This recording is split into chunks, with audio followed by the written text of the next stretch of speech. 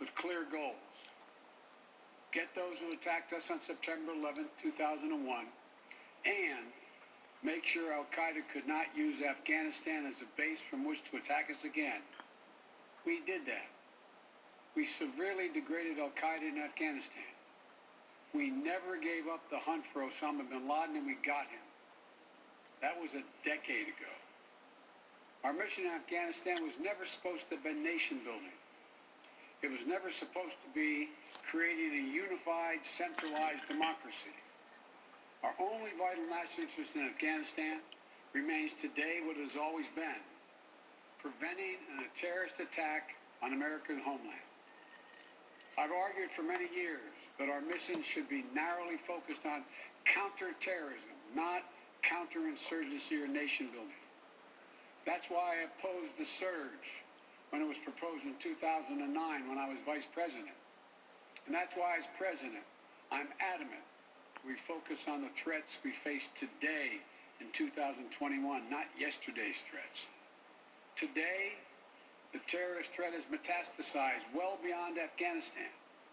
Al-Shabaab in Somalia, al-Qaeda in the Arabian Peninsula, al-Nusra in Syria, ISIS attempting to create a caliphate in Syria and Iraq, and establishing affiliates in multiple countries in Africa and Asia.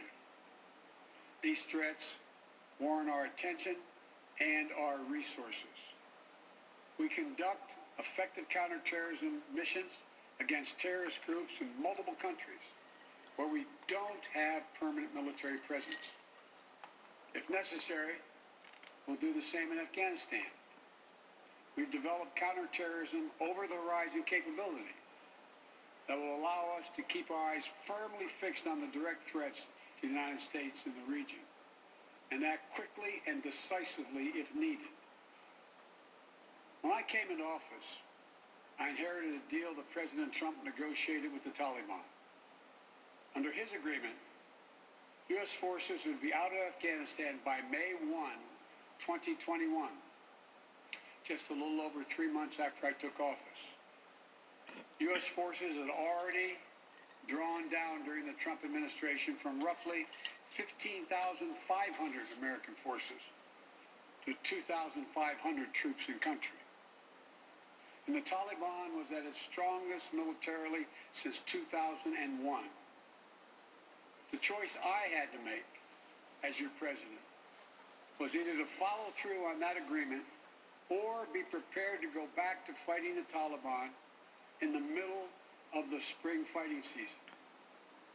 There would have been no ceasefire after May 1.